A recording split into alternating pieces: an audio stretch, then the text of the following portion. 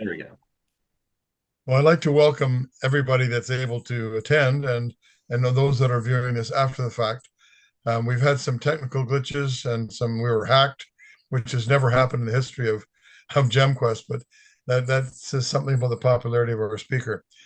Anyway, GemQuest has been around for 7 years. We're a nonprofit, nonpartisan organization that whose purpose is to educate in the areas of jewelry and gems and the whole business of the jewelry market. And this program that we're having today is a follow up to a previous very successful program done by our presenter on classical synthetic gemstones. Today's lecture is called Modern and Exotic Synthetic Gemstones, as you can see by the screen, and it will cover synthetic gemstones post 1964, including alexandrite, the lab garnets, scintillator crystals, the exotic diamond likes, and novel materials. Our speaker is an amazing gentleman who I've known for a number of years now, and I feel blessed that I do. Um, his name is Dr. Arya Akhavan, and he's an internationally renowned gem cutter, gemstone designer, and gemological researcher. He has multiple scientific publications on the origin of unusual colors in synthetics, as well as studies on novel synthetics that have never been grown previously. He is best known for his gem cutting education work and his research into novel coloring agents of sapphire. He also recently launched a Kickstarter crowdfunding program to build a brand new crystal growth lab, which raised over 180,000 Canadian and led to the construction of STEMZ's new 5-story facility in Istanbul, Turkey. Now, all this is done in his spare time, while his day job, he's one of the, he is a plastic surgeon. So this man is definitely a polymath, and I'd like to welcome that polymath, Dr. Arya Akhavan. Please bring us to more information about the modern synthetic gemstones. Awesome. Thank you, Ray. And apologies again for the technical issues we had earlier. So, we've made this available as a recording for everyone.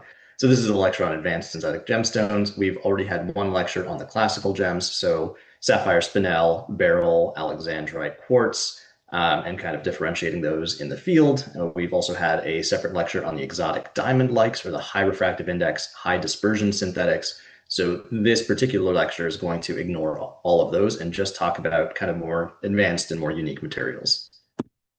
So financial disclosure, with the Kickstarter that I launched, I'm going to deliberately avoid talking about anything that might be like a potential conflict of interest from that standpoint, and then photo credits below. Goals of today, we're going to briefly review the classical growth methods just because they're going to be relevant to us in the future. And then we'll talk about a little bit of the less common growth methods. We call them less common in the gem industry, but to be totally fair, they are more common in the tech industry and actually like in the world. And then we'll also go through a couple of materials. So the commercially available exotic synthetics, so the core garnet supergroup, we see a lot of those.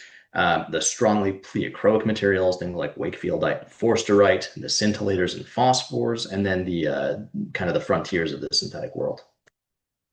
So just for a brief review, we'll talk about flame fusion. You take some powdered feedstock, you drop it through a hot flame. That powdered feedstock melts and deposits on a seed crystal. The seed crystal slowly moves down and the crystal slowly grows up. This gives us a tapered cylindrical boule, typically has high internal strain, which leads to surface crazing, as you can see in that spinel, or needs the crystals to be split, as you can see in the sapphires on the bottom. There's the tapered seed end, that's where the seed crystal was. There's the druzy covered cap end at that bottom left. You can see a cobalt illuminate blue druzy on the surface of the sapphire.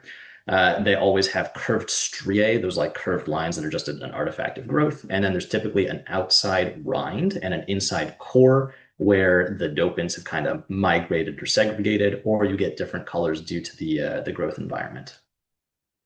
When we talk about Czochralski growth, this is kind of one of the core growth methods used to produce laser crystals and other like technologically relevant materials.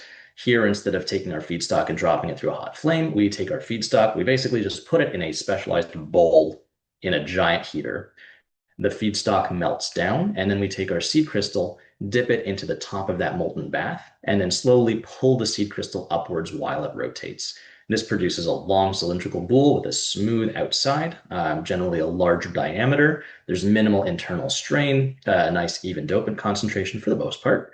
And we can use this to grow most of our congruently melting materials. So you can see kind of in the bottom right, here's some of the early production of laser rubies. And you can see where the seed was dipped into the molten bath and how it's attached to the crystal. So that was for congruently melting materials. If we have an incongruently melting material, we have to do something else. And one of the common ways to deal with that is by doing a flux. So here, instead of melting down our feedstock, which would break it down, we instead take our we take our feedstock and we dissolve it into some kind of molten salt. Whether it's like a lithium or a molybdenum salt or some kind of like horrifying lead compound. It's basically like dissolving sugar into water and making rock candy out of it. You heat up your dissolving solution, you dissolve your gem powder in there, you cool it back down, crystals form. This method generally produces crystals with crystal faces, but those crystal faces do not necessarily match the natural material. Dopant concentration is usually pretty uniform, and this allows us to produce like weird and exotic crystals. The downside is that we typically get flux inclusions, and maintaining that growth environment exactly where we need to can be pretty challenging. So, some gem materials you can do flux growth and get perfectly clean crystals, but that may have taken researchers like 20 years to get down. And then the last one that we've got here, the skull melt method. So, we have congruently melting materials, incongruently melting materials. Well, what if our material melts so hot that it would just melt our entire apparatus? And the answer to that is you make the container out of the stuff that you're melting down. And so the way we do that is we basically take our powdered feedstock, instead of pouring it into a crucible where we melt it down, we would melt the whole crucible. We put it inside of a water cooling setup. So as the inside starts to melt, there's water cooled feedstock powder around the outside that stays as a powder and forms what they call a skull, or like an outside coating that prevents this molten bath from like leaking or melting the equipment. And this is the only way that we can grow cubic zirconia right now. Skull melting produces long vertical columns with smooth walls. Some of the times the columns may fuse and you get kind of a polycrystalline aggregate like that red crystal you see here. When you get nice, clean single crystal growth, you get that what you see in the bottom right with that yellow piece of cubic zirconia. For some of the newer methods, the Chiropoulos method isn't really that new. It's been around for like 40 plus years. Here, it's very similar to Czochralski, where we have a crucible with molten gem material, but instead of pulling that seed crystal out and making a long cylinder, we rotate it and pull it upwards at a very slow rate. And what essentially happens is that whole molten bath forms one giant solid crystal. You can't grow everything like this, and you can't grow things with all of the dopants that we necessarily want, but you can definitely grow 500 kilo rubies with this method, or horrifyingly large other crystals with no dopants. So it's very valuable to tech, and it's part of how we've reduced the cost of a lot of these synthetics. Like that's part of how lab sapphire or like lithium niobate can be so cheap, but you can't do it with everything. So what if we just truly do not want any container at all? We don't want our crystal touching anything because we're worried about contamination. Well, we have the vertical floating zone. So here we take our feedstock, and instead of just leaving it as a powder, we center it. We compress it into a rod. It's not like a crystalline rod. It's basically just like a powder that's been squished together into a solid. And then we load it into this machine, we keep it vertical, and we melt just like a narrow band of that rod. We call that molten band the floating zone. Uh, that floating zone, we then slowly move upwards and allow a single crystal to form. And then as we drag that floating zone upwards, or we move the rod downwards, the entire sintered feedstock part of things melts down, turns into a crystal, and then keeps growing. So that's how we get one long vertical crystal. The downside is that your diameter is pretty limited. Different molten gem materials have different surface tension, and that will limit you typically for oxide crystals, which are our typical gems. That limits you to a growth size of about 10 to 12 millimeters in diameter, sometimes even smaller. But this method is great for small experimental batches, or if you desperately want to avoid any kind of contamination from the crucible you're using. So we can take that method and just turn it on its side. And that's how we get horizontal floating zone or Magda-Azarov growth. So here you have essentially just like a boat that you fill with feedstock. One end has a seed crystal, and then you put it in a furnace with a conveyor belt, like for lack of better phrasing. This creates a molten zone that starts from that seed end and passes all the way through the boat and produces one giant flat crystal. You can see in this bottom image that they're really just broad flat sheets. You can scale this up to extremely large sizes. The largest crystal that I'm aware of that was produced by this method was 1 meter long, a half meter wide, and 50 millimeters thick. And then for some kind of frontiers in crystal growth, you can mix and match different aspects of these methods. So if the Czochralski method is you dip a seed into molten bath and pull it upwards, and if skull melting is you've produced something that melts too hot for your equipment, so you just kind of made it into a fancy bath of its own, you can combine the two methods. You take a skull melt, you melt down your feedstock, and then you just dip a seed crystal into it and pull it out. This is OCCC growth, and you can use it to prevent contamination, and you can use it to grow other materials that would otherwise melt too hot. This method is very recent. I think it was only described a couple of years ago.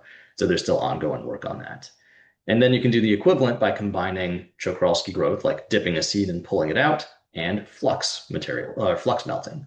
So in top seeded solution growth, TSSG, you basically do flux growth, except instead of letting your flux growth happen on a seed crystal or spontaneous on the walls of the container, you dip a seed crystal in there and just as you would, you'd spin it, you pull it out slowly, and a giant cylinder forms. Theoretically, you could use this to grow very large cylinders of beryl. Nobody's actually tried that yet, but maybe some enterprising people will do that in the future. And then before we go into the actual materials themselves, it is very important to be aware of the changing market dynamics. So there is a phenomenon that's being called the second renaissance of synthetic gems. And that is a very similar dynamic to what happened in the 1970s and 80s when the USSR and the US were competing in terms of crystal growth, laser development, things like that. All kinds of new crystals were being developed. They were being dumped onto the market. They made their way into the hands of facetors, and we were getting interesting gems. But the dynamic is very different now in that we have social media. We have much, much better client-side education. And so we've kind of seen things develop in two parts. The first is that with heavy funding from like government of China into new crystal exploration, we're seeing a lot of new, for example, colors of classical materials or new dopants added to classical materials, but we're also seeing exploratory growth of brand new materials that have never been done before. And then on the buyer side of things, we've seen a massive shift in client willingness to accept synthetics, with moissanite and then with lab diamonds and then with all of this client-side education over the past 10 years in social media as it relates to synthetic garnets and things like that. There are large market segments and rapidly growing market segments that either have a strong preference towards synthetic materials or are very willing to accept synthetics at the same time as naturals. One of the things that we've seen in this dynamic is that synthetics that don't have a natural equivalent are actually being highly desired for their own properties. So, for example, moissanite, people actually deliberately seek out moissanite because of its high dispersion. The same with rutile. They don't view them as diamond substitutes. And then we're seeing things like the illuminate garnets and these various phosphors being sought out specifically because of their aggressive fluorescence. There was that period of time where certain marketing groups tried to get rid of fluorescent diamonds. They were like, oh, you don't want fluorescence in diamonds. This is bad. Turns out that if you leave clients to their own devices, they actually really like it and they'll seek it out. And the market segment we see expanding here are Gen X, Millennials, and Gen Z, specifically people with a science, technology, education, or mathematics background, and those who obviously have disposable income. All right, so now we're going to talk about the materials themselves. I think everybody is well aware of lab garnets and their role in the gem industry, but there's a lot of new stuff going on, so it's important for us to talk about these. When we talk about the garnet supergroup, it's not just one specific thing. It is a huge family. It's silicates, illuminates, galates. Those are the ones that we typically see. There's other ones. There's vanidates, arsenates, things that we're never actually going to see in the gem industry, but that exist out in the world. The general form of a garnet basically has a dodecahedrally coordinated cation, an octahedrally coordinated one, and a tetrahedral one. The structure is repeating, obviously like cubic, but the refractive index, dispersion, and hardness are highly variable. Typically, it depends on what that C is. So like the silicates versus the aluminates versus the galates. The A and B don't really play too much of a role in terms of hardness. That will vary you by about zero point 0.5 to 1 Mohs, whereas the C part will change it significantly, anywhere from like 4 to 8. The natural garnets, they're silicates. We don't grow them. There's no industrial use for them. You have to grow them by flux or hydrothermal, so nobody's really bothered. But that lets us talk about interesting things. So, YAG has been around for like 40, 50 years. It's an aluminate garnet, high refractive index, vaguely decent dispersion, but it's very hard, totally valuable and usable for an engagement ring or daily wear. When we talk about the kind of prototypical examples of the aluminate garnets, which are the hard ones, YAG is obviously the core example. These are easily grown by Czochralski, by horizontal floating zone methods, other methods. They can be produced in absolutely massive sheets, large quantities. Because of the structure of YAG specifically and the aluminate garnets in general, you can put lots of different dopants in and they'll work totally fine. And the technical uses for YAG are so wide and varied that it is like a very, very common material for all kinds of different industries. On the flip side, we have the gallate garnets, which are much more interesting optically from a gemological perspective, much higher refractive index, higher dispersion, but unfortunately they are much, much softer. So the core example for the gallate garnets is GGG. Again, Czochralski growth. And for the most part, the gallate garnets have been supplanted in industry by other materials. So there's not really a big advantage over, let's say, YAG for certain things like lasers. There's not really much of an advantage over, let's say, like samarium or other rare earths in terms of like magneto-optical effects. So we don't really see GGG that much anymore. When we talk about the garnets, we had that formula A, B, and C.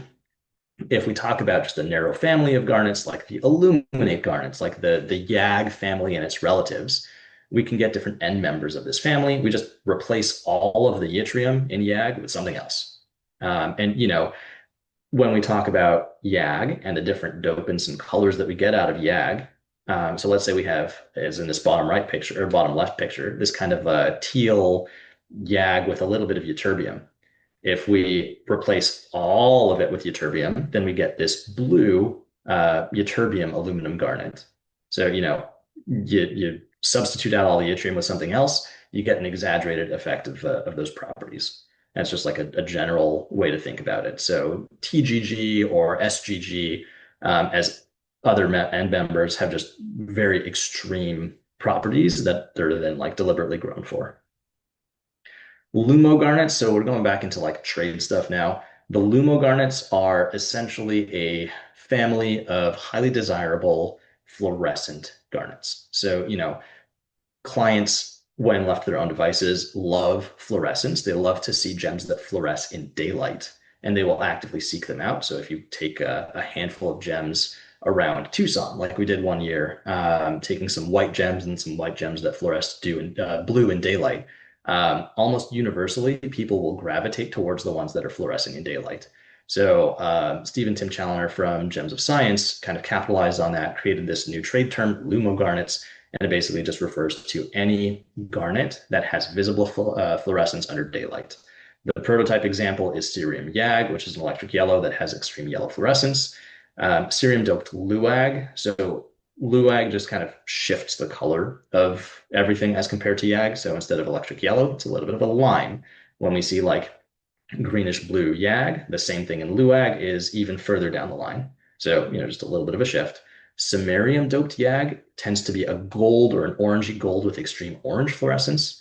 And then cerium GAG, which is a terrible thing to say out loud, is another electric yellow, but it phosphoresces as well.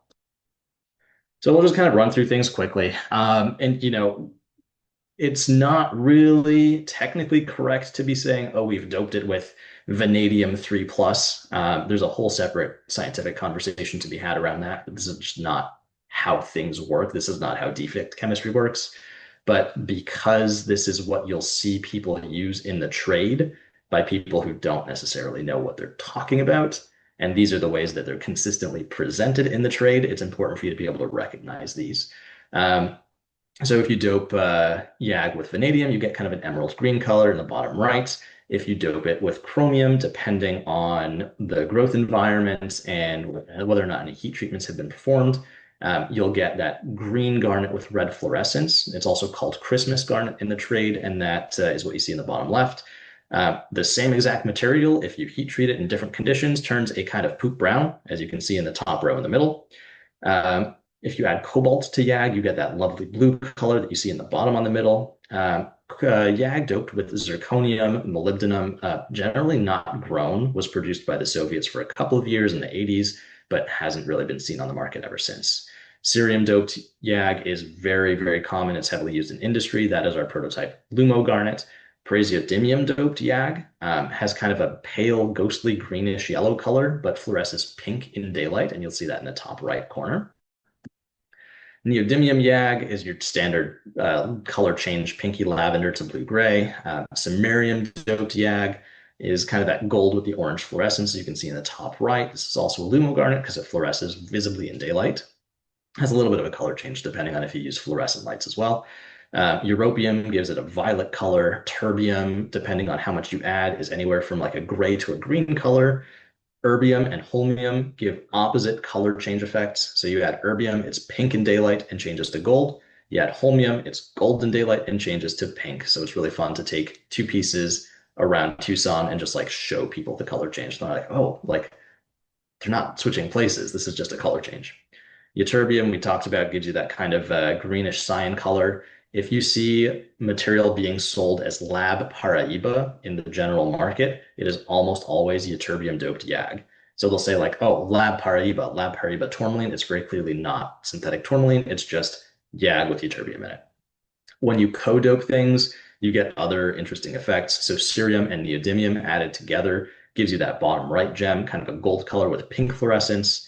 CTH YAG is what we have for like that forest green that has no fluorescence to it. Exotic garnets, garnets are very popular in the research space, and people are working on all kinds of interesting things. On that right photo, you'll see flux-grown garnets. All of those are just like bizarre combinations. Like one of them, I believe, was yttrium iron garnet. There's like a samarium cerium garnet with nothing else in it. There are people doing funky things with funky stuff. The ones that we're going to see in the market, the generally like the only exotic garnet that we will see is gadolinium aluminum gallate garnet, so GAGG. And that's because A, it's widely grown, and B, it's phosphorescent. So people in the market love it. They love seeing a like vivid, vibrant gemstone that just kind of obliterates their eyeballs and glows in the dark. In the bottom right, you can see a relatively new research crystal that has not been made available on the market yet, but that is a green Lumo garnet that phosphoresces. It was designed specifically by that research lab to have maximum glow in the dark. And then the high entropy garnets are their own disaster of a thing that I'm not going to go into. Just another quick aside, you will sometimes rarely see yttrium aluminum perovskite on the market. It is a wonderful gem material. It is very hard, has a nice high refractive index. It is non-brittle. It cuts and polishes very easily, takes on lovely colors. It is not a garnet. Just be very aware. It is orthorhombic. Doesn't really show the trichroism you would expect. It does have a little bit of anisotropic hardness, meaning that some directions will cut and polish a little bit more easily or a little bit less easily. And then you can basically see this little melting chart, the phase diagram at the top. Depending on how much yttrium oxide and aluminum oxide you add in your feedstock, when you start melting stuff down, you can get different types of these crystals. Generally, YAG is the one that's most industrially relevant. Yttrium aluminum perovskite, the Soviets used, it doesn't really have any advantages over other currently available materials. And then YAM has never been made commercially available. I'm actually only aware of 2 labs that have ever grown it for any reason. All right, so we've talked about kind of garnets because they're such a popular and important material, but now we'll talk about other interesting things. One of the things that the market very, very rapidly seized on, especially post about 2015, when all of the social media marketing and education started happening, are that people really, really like seeing both color change and visible pleochroism. And there used to be this kind of demand from on high from like GIA and other gem labs saying your gems should have maximum uniformity of color. And that still holds true in terms of color zoning, but it very, very much does not hold true when it comes to pleochroism. At least from a market survey of about 1,100 clients that we just did, visible pleochroism is a highly desirable feature that increases the perceived value and uniqueness of a gem. So one of the materials we'll talk about, wakefieldite, little bit of a challenging material in that it's somewhat soft, but it has a very high dispersion and a high refractive index. It takes on a lot of different dopants related to xenotime. So, in that whole, like basically that whole family of like zircon shaped crystals, strongly dichroic. Unfortunately, this stuff does have extreme cleavage, but the neodymium doped material is very relevant in lasers, optical use, and it has some weird color change properties and some weird pleochroism properties, which is why we see it so desirable on the market. So the dichroism in general is very weak unless you get it under specific lighting, in which case the dichroism is extreme. So if you have one of these fluorescent lights, if you look at F10, one direction, pinkish, one direction, greenish teal. If you have one of these yellowish light fluorescent lights that are very common in Japan, the stone will look purple with a very strong blue pleochroic axis.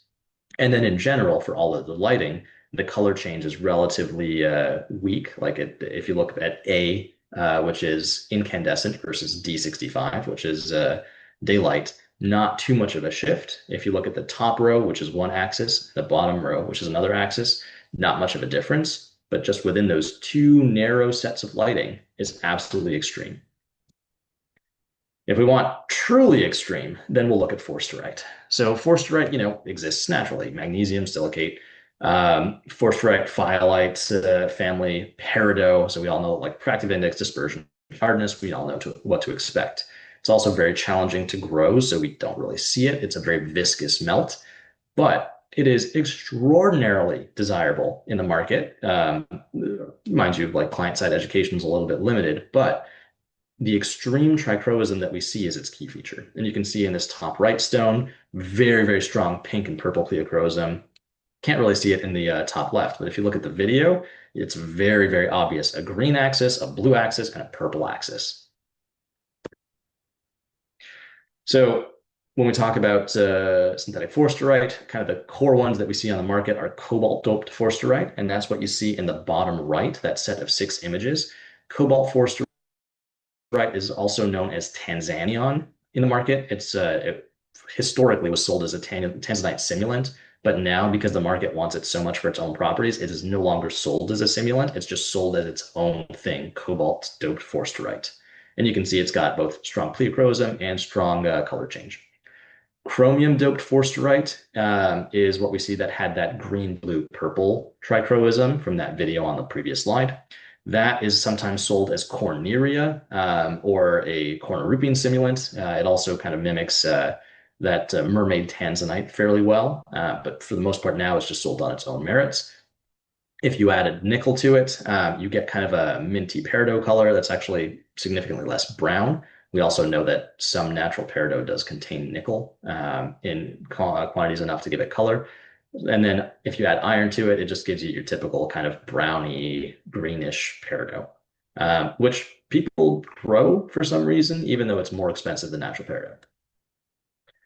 We'll move on from the pleochroics and we'll talk about the scintillators and phosphors, just because the market has really seized on these and market availability of these materials is limited.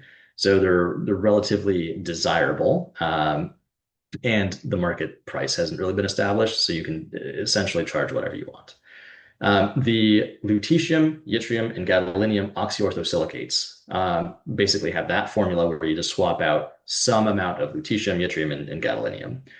So you can kind of have a mix and match. The 3 have pretty much the same refractive index and dispersion, but the density varies dramatically depending on what specifically you've put in it. The hardness is about 6.5. this is a critical material in the tech industry for PET scans, which means that this material is produced in relatively large quantities. It just never really makes it into our hands because lutetium is very expensive. And so when crystals fail, manufacturers will also often just recycle it. The key feature here is that the material is very aggressively fluorescent and phosphorescent. And so when we look at it, this is a picture of some lutetium yttrium oxyorthosilicate that I had hit with UV light, and then I just kind of let it chill for like a couple of minutes, and you can see it's just glowing in the dark like mad. This material is typically doped with cerium, so that it can do its job. And then depending on what it's been co-doped with or how it's been treated, you can either get rid of the phosphorescence or exaggerate the phosphorescence. In general, when they use this as PET scanners, they don't want it to phosphoresce at all because that throws off your data. So the material is almost always treated to get rid of the one thing that we in the gem industry want. So it's relatively hard to find the material that does glow in the dark. And just to be very, very clear, buyer beware. Most of the material, like you'll start to see some folks from China selling this directly, or you may see it like stuff like that. But most of that material does not phosphoresce. So if you do want to get this material, you should get it from a known verified source where they can show you, or like where they have a reputation such that you expect that the material will do what you want. And yeah, you can also just buy it on its own right, the non-phosphorescent material, because it does have that extreme blue-violet fluorescence in daylight, more so than even the strongly fluorescent diamonds that you take them outside and they kind of glow blue. This stuff does an even more aggressive job of that. The market here is relatively niche, but the people who are aware of it are extremely enthusiastic about it. So that's just something to keep in mind. I would expect that with better client-side education, these kinds of materials will become much more popular. And then, the kind of pièce de résistance of all of the phosphors are the orthoaluminates. So strontium and calcium orthoaluminate. The ideal material in this scenario is the monoclinic strontium orthoaluminate, refractive index 165, specific gravity 3.59, hardness 6 to 6.5. It doesn't really have any cleavage, cuts and polishes very nicely. With the strontium aluminates and the calcium aluminates, they all pretty much phosphoresce. There's the specific subtype of what you have changes what the phosphorescence properties are and what the fluorescence properties are. And then the specific dopants that you add vary those as well. You've got like monoclinic versions, you've got cubic, you've got hexagonal, you've got orthorhombic. The stoichiometry kind of in that bottom varies dramatically, and each of those has slightly different properties. If you look at the bottom right, you can see these are all powders. They're not actual crystals, but in the bottom right, you can see all the different colors of phosphorescence that you can get. And this phosphorescence lasts for hours. In the top left, you can see one of the only bulls of this material that was ever grown as a single crystal. That probably represents something like 40% of global supply ever. And so, of course, I got some and I cut it. Thanks to Steve and Tim from Gems of Science for that. So this material, very unusual. You co-dope it, and this allows electron traps to form. And these electron traps slowly release over time, giving you really, really long-acting phosphorescence. The material was deliberately engineered to maximize phosphorescence. And then just for full disclosure, the trade name, or I guess not trade name, the trademark Luminite is the trademark being used by Gems of Science. They are the only authorized dealer of this material, and they have a partnership with the crystal grower who produces it. This is by far the brightest and longest lasting phosphorescent gem. It was so rapidly accepted by the market that essentially global supply depleted within a couple of days of it becoming available on the market. So, at least on my side of things, I routinely get requests for it, and I have to tell people, hey, it doesn't exist right now. We're waiting for more research and more growth runs. With this particular material, I don't even think that more market education is needed. I think once it becomes available in any additional quantity, it's going to do its thing on social media and it will all disappear again. So, those are kind of interesting exotic synthetics, things that are going to be or are already heavily featured in the market, especially with changing market dynamics and changing market trends. What is coming up next? There's a huge amount, like multiple billions of dollars, being poured into crystal growth by the government of China. So much so that the city of Wuzhou basically has 70, depending on what you look at, 70 to 80% of global production of all crystal materials, just period. If you look through the research publications, they're producing all kinds of things that have never been described before, all kinds of crazy exotic things.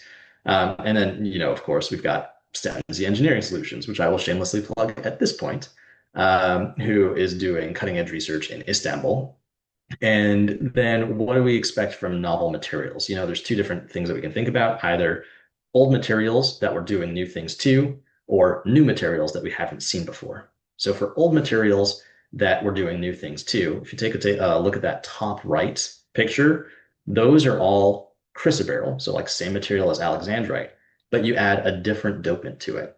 And if you take a look, the A color is what you see in incandescent lighting. The D color is what you see in outdoor lighting. So a little bit of a color shift or a color change, but extreme trichroism in some of these cases.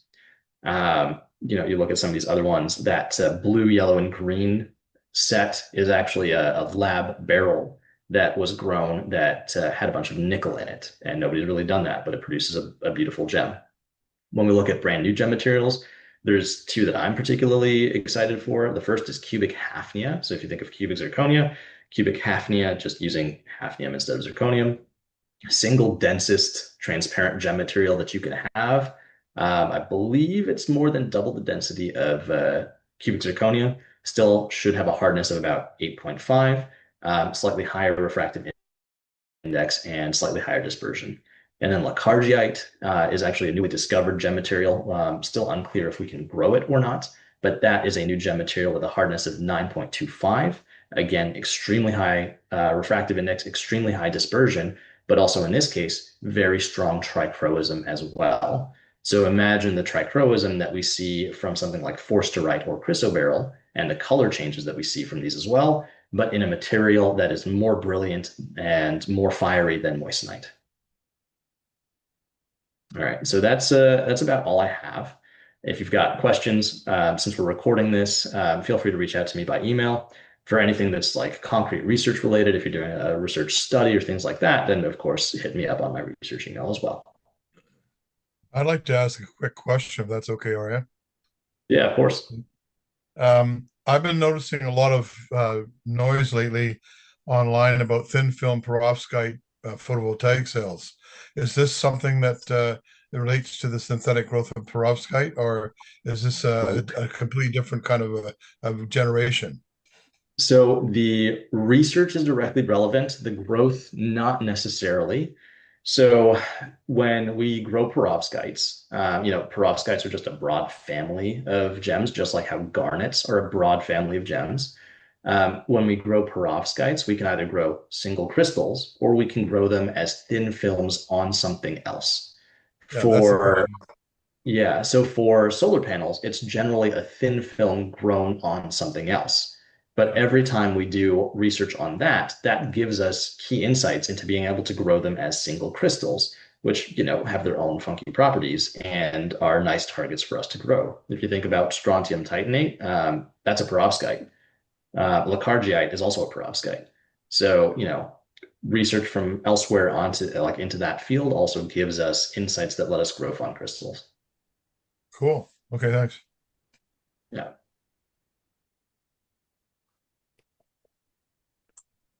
Any other questions from the audience? From the audience that remains after our technical issues. Oh, we still have a couple people there.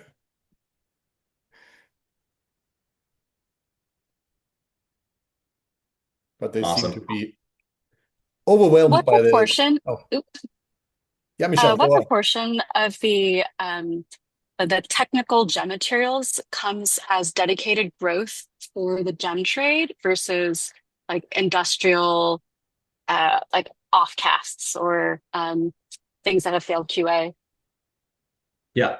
So, the two very distinct streams here. So, the first are basically any of the crystals that are grown for technological purposes, where, for example, like for PET scanners or for lasers or things like that. where there isn't really a financial incentive to try and recycle the failed production. So things like cerium YAG, or things like struggling to think of another example, but a lot of those materials, when they're defective, if they can't be recycled, then they make their way into our hands. These are typically going to be Czochralski grown, just because that's what is generally used for making these optical components. Whereas stuff that's grown deliberately for the gem market, those are going to be, like we'll see Chiropolis, where you grow a massive amount relatively inexpensively, but you don't necessarily have good control, like good quality control over it. You'll see a lot of stuff grown by horizontal floating zone methods for the gem industry, just because those can be grown in essentially an infinitely long sheet. Um, and again, there's not really great quality control. I think the other big difference that we see is for stuff grown specifically for the gem and jewelry trade, there's no consistency of product. So they're not grown by researchers. They're generally grown by technicians who don't really know how to adjust conditions on the fly, or they're not really invested in producing a consistent product. So that's part of why we see these kind of limited production runs of Czochralski sapphire from China. It's You have technicians using lab time or using furnace time to just kind of grow stuff. When it comes to environmental impact and kind of from that side of things, using like recycled bits, I think is very environmentally friendly. You've already spent the energy cost to produce something for a technological purpose and you have leftovers. Well, though it's the energy cost of recycling those leftovers relatively high, or you can just use them as gems. For deliberate crystal growth for the gem and jewelry industry, it depends on the growth method. It depends on where the energy comes from. If you look at Tyrus or Roost Gems, both in Bangkok, their facilities are 100% solar powered. So they have no impact from that standpoint. If we look at the old, now bankrupt Java company in Switzerland, they produced all of their oxyhydrogen on site, and they used basically, like for a period of time, they used recycled industrial products to purify their feedstocks. And so there's some component of a little bit of environmental friendliness versus the actual energy cost and mining cost of those. So hopefully that answered your question. That was a little bit of a long-winded response. Yeah, that was super helpful. Thanks. I have a curious question, if I may. I a number of years ago, I got a 1,835 carat perfectly cut cubic, and I was told it was the third largest in the world. Are we capable of putting out much larger crystals to cut from in cubic now than we were like 8 years ago? Yes. So it's not necessarily a question of are we capable of doing it, because we've been capable of doing it since the 70s. The question is anybody willing to do it? So with cubic zirconia, you grow it in the skull melting process, and to be able to actually grow the crystals, you drop the whole thing out of that like coil, that induction coil. And so your melting zone and your cold zone change very rapidly. And what this basically leads to is the bottom of that skull has a whole bunch of like the powder at the bottom, and that seeds thousands of vertical columns that all kind of grow upwards like fingers into the molten material. And this is why you typically get smaller columns. To get a single crystal of cubic zirconia that's a very large size, you either have to very aggressively control that temperature gradient, or you have to put a seed crystal of cubic zirconia at the bottom somewhere and just hope that the whole thing doesn't melt down before you start the crystallization process. The largest cubic zirconia that I'm currently aware of is a 25,200 carat piece of rough that is sitting on my desk. Okay. So 1,835 is still going to be up there. 1,835 is probably like I comfortably top 10. I don't know if anybody has anything larger right now. I'm not aware of any cubic zirconias that have been cut that are over a kilo. This is about a quarter pound. It's pretty impressive. Yeah, that's kind of a beast, right? Well, I want to thank you very much for not only the perseverance in re-recording this, for which I appreciate, and I think our future audience will appreciate, but also for the technique and the knowledge that you shared with us, because that's pretty unique in the world. And I think we could safely say you're one of the world's leading experts in synthetics, and that's why we're well, yeah, I think so. No. You want one of the experts. One of the experts is sitting on the call, like laughing at me from the background. Yeah, in Turkey, I know. Okay, but the point is that in terms of those who can speak and communicate, you're up there. And I thank you so much for giving us your time, your knowledge, and sharing with our audience. It's really important.